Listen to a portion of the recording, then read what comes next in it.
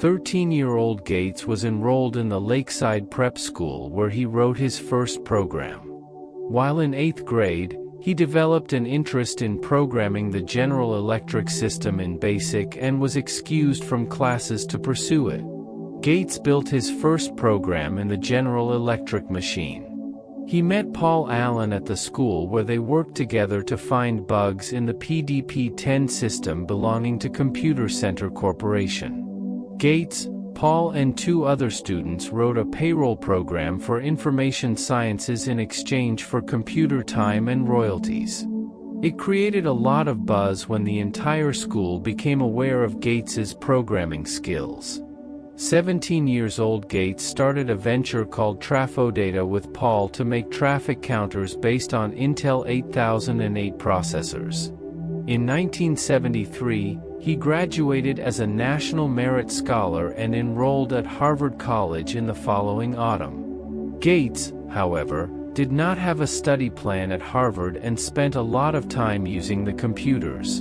In 1974, he joined Paul at Honeywell, and in 1975, the MIT's Altair 8800 based on Intel's 8080 CPU was released. Bill and Paul saw this as an opportunity to start their own software company. In 1975, Gates tried to gauge MIT's interest. He came across an article demonstrating the Altair 8800 and contacted MIT's to inform them about the basis interpreter for the platform. Surprisingly, Gates and Allen did not have any code written. They met with the MIT's president and developed an Altair emulator in a short time to demonstrate on a mini-computer and the basic interpreter. The meeting was an instant success that helped Gates and Allen bag a deal with MIT's to distribute the interpreter as Altair Basic. Paul Allen was hired into MIT's and Gates took a leave of absence from Harvard to work with Allen in November 1975. The partnership was named Microsoft. In 1980, IBM approached Microsoft to write a basic interpreter for the new IBM PC. It formed a partnership with IBM to bundle its operating system with the IBM computers. Under that deal, IBM paid Microsoft royalty for every sale. Despite IBM's name on the operating system, the press quickly identified Microsoft as being very influential on the new computer. The computer was called by an expert in the industry as Gates' computer. The company was restructured in 1981. Gates became the president and board chairman. In 1985, Microsoft launched its first retail version of Microsoft Windows. The same year, IBM requested Microsoft to develop a new operating system for their computers called OS/2. Although Microsoft continued producing that operating system, it also continued to sell its own alternative that was in direct competition with the OS/2. When Microsoft launched several versions of Microsoft Windows in the 1990s, they had captured over 90% market share of the world's personal computers.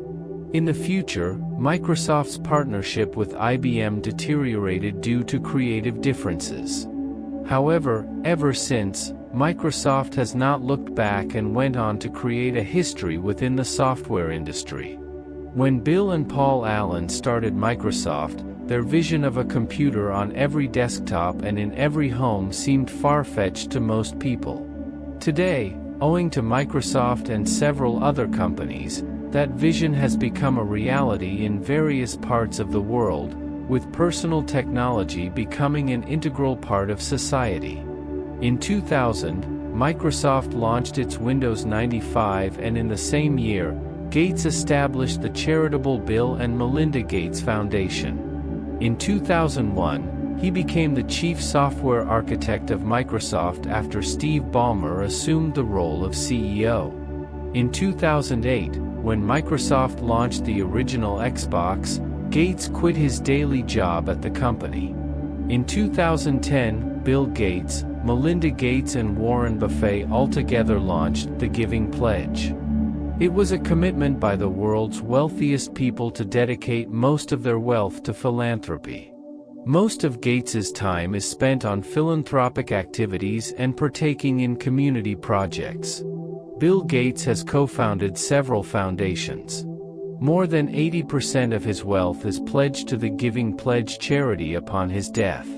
In 2015, he launched a $5.5 billion effort to eradicate polio by 2018. In 2017, he announced the formation of the Child Health and Mortality Prevention Surveillance Network, CHAMPS, to help prevent childhood deaths. In 2018, Bill joined forces with a group of philanthropists to create the Diagnostics Accelerator, a program aimed at finding a way to diagnose Alzheimer's earlier. In March 2020, Gates left his board positions at Microsoft and Berkshire Hathaway to focus on his philanthropic efforts, including climate change, global health and development, and education. The Bill Gates success story began with an idea and a vow to not lose hopes amidst times of downfall. Today, Bill Gates continues to be an inspiration for a majority of the world and is a role model for many. Following are some keynotes from his success story.